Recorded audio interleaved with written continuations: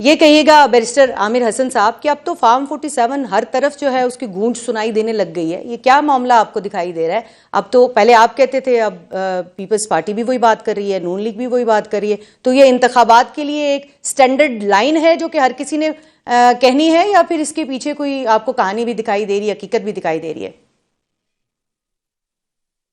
बहुत शुक्रिया जी। देखिए, पाकिस्तान के अंदर इंतखाबात की तारीख कोई अच्छी नहीं है, और खसूसन जब भी PMLN इक़्तिदार में आई है, कभी भी उन इंतखाबात को कौम ने और सियासी जमातों ने तस्लीम नहीं किया।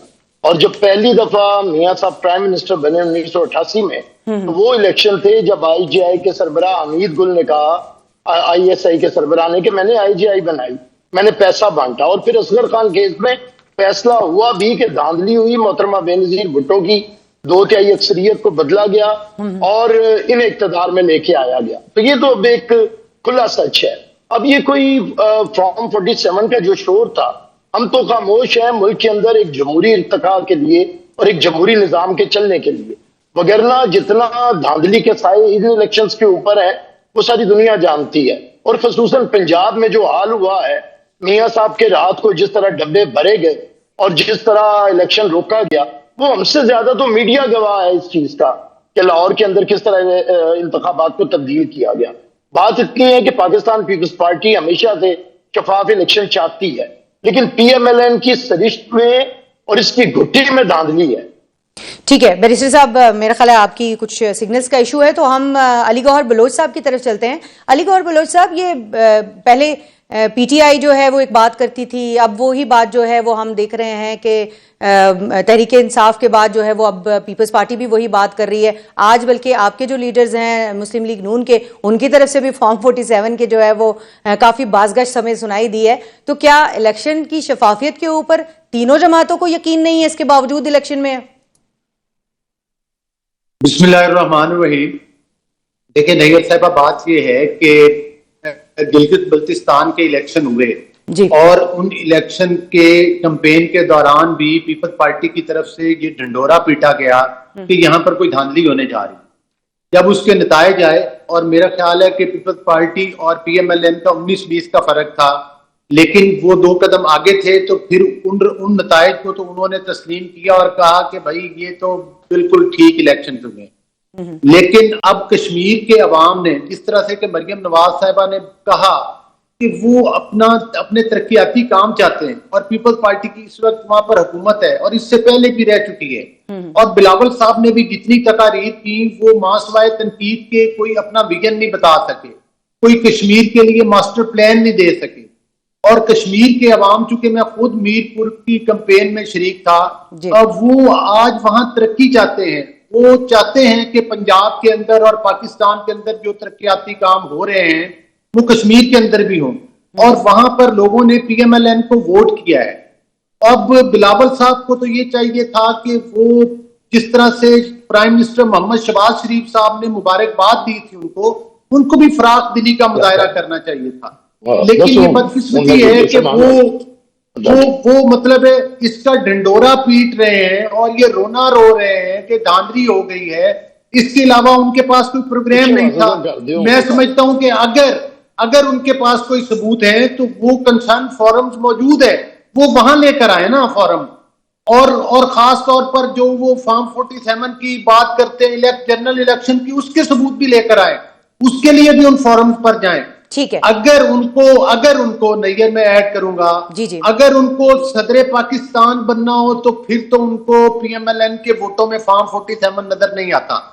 अगर उन्होंने चेयरमैन जो है वो सेनेट बनना हो तो फिर भी फॉर्म 47 नहीं नजर आता। अगर उनको गवर्नरशिप्स चाहिए तो फिर भी उनको फॉर्म 47 नजर नहीं आता। लेकिन अगर कश्मीर के अवाम ने उनको वोट नहीं दिया तो फिर उनको फॉर्म 47 नजर आ रहा है। तो मैं समझता हूं अली गौहर बलोच साहब, ये मैं आपसे इसके ऊपर मजीद भी बात करूंगी, लेकिन आप जो ये गुफ्तगू कर रहे हैं कि अगर जाहिर है एक आपकी इत्तेहादी जमात है, हर मुश्किल वक्त पे आपके साथ खड़ी हुई है। गिलगित के मौके के ऊपर न्याज़ साहब, जब गिलगित का मौका था तो उस वक्त भी हमने देखा कि अब ये दोनों जमातें कह रही हैं कि गिलगित में धांधली नहीं हुई, इधर जो है वो धांधली हो गई क्योंकि गिलगित में उनको सीटें मिली थी पीपल्स पार्टी को। तो इस वक्त दोनों जमातों के दरमियान जो है वो एक दूसरे पर जो इल्जामात लग रहे हैं कि इत्तेहाद जो है वो कुछ बचता हुआ दिखाई नहीं दे रहा। आपको लग रहा है कि बचेगा ये इत्तेहाद? जी जी। तो ये जो लफ्जी गोराबारी है ना, ये सिर्फ अल्फाजी है और उसमें कुछ नहीं है। वरना तो देखो, एक की चोंच नहीं रही है और एक की दुम नहीं रही है। बाकी बाजार देखें, एक आईनी ओहदे लेके बैठे हैं, एक गवर्नमेंट लेके बैठे हैं, दोनों एक ही उस कश्ती के सवार हैं। वो अलग बात है नहीं, ये सिर्फ ये पुराने जमाने में जो लफ्जी गोराबारी होती थी ना, इसके ऊपर जो है लोग कमेंट्री करते थे। अब तो वो उनको पता है कि ये नूरा कुश्ती है, क्योंकि अल्टीमेटली शाम को खाना इकट्ठे एक ही टेबल पर बैठ के खाना है ना, तो इससे फर्क नहीं पड़ता। अगर बेहतर होता कि या तो ये कहते कि हाँ जी ये धांधली हुई है, जिसको आज पूरी वो खुद भी एक्सेप्ट कर रहे हैं और बता भी रहे हैं मीडिया तो ऑलरेडी मालूम है, आपको भी मालूम है, मुझे भी मालूम है। तो इन आईनी ओहदों को छोड़ते और ये गवर्नमेंट को छोड़ते, लेकिन दोनों को मुंह को लगी है तो ये छोड़ी नहीं जाएगी इनसे, क्योंकि इक्तदार का जो नशा है ना, ये नहीं जाता।